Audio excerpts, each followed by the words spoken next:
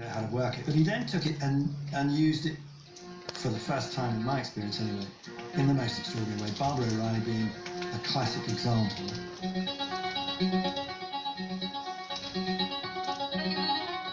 He created a rhythm pattern that was not only a very strange sound, but the actual rhythm itself was rather odd, and then wrote a song around it.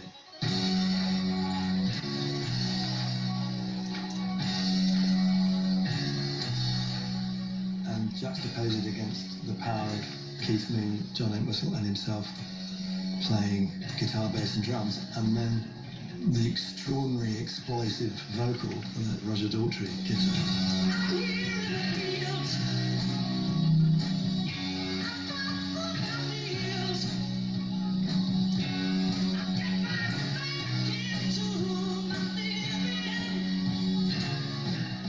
Major problems was to compete with Pete's demos, which were invariably amazing, and very often I'd steal elements from the demo, the synthesizer track, and then would play that in to the band, and they actually recorded to a playback of Pete's synthesizer, because the synthesizer suggests the rhythm.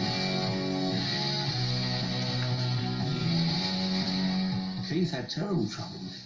Keith used to have to play to a click track, and he used to tape the earphones to his head because he was such an animated drummer. You know, when we used to do Barbara O'Reilly and Won't Get Fooled Again to a backing track of that sound, it's a fifth member of the band.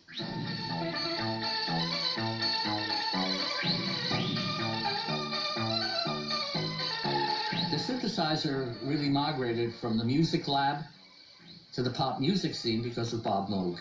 A wonderful man. He was a guy with the pencil protector. You know what I'm saying? Short sleeve, white shirt, pencil protector, lots of pencils. He was an engineer, and a good one. A synthesizer means massaging the electrons in space to create a new sound from nothing. Bob Moog had a certain vision, and a bunch of us played into it. Beaver and Krause, Keith Emerson,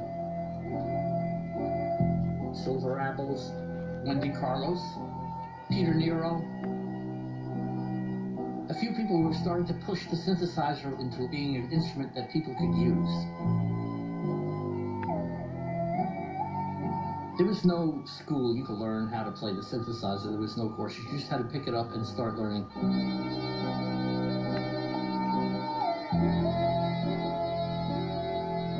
But when I heard it, my world exploded.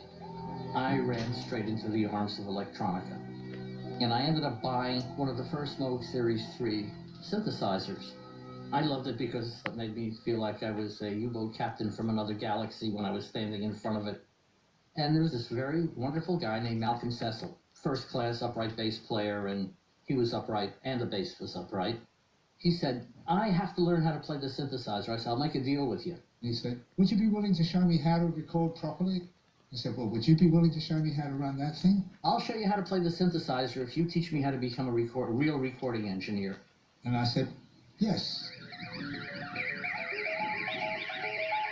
And that began our journey together. There were these two crazy guys, and they built this massive bank of synthesizers they called Tonto.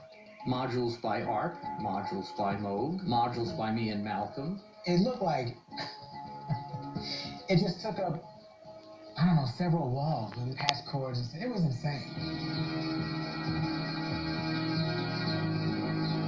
We made a record which we weren't sure it was even music. It was called Zero Time. Got a huge write-up in Rolling Stone because it was so wacky and weird. Stevie Wonder heard it. And the next thing we know, there's a knocking at the door, and there's Stevie in a chartreuse jumpsuit, 5 or 6 o'clock at night, with our album under his arm, and he wanted to know how we were making this kind of music. I called Bob on the phone and said, get over here, we've got a new client.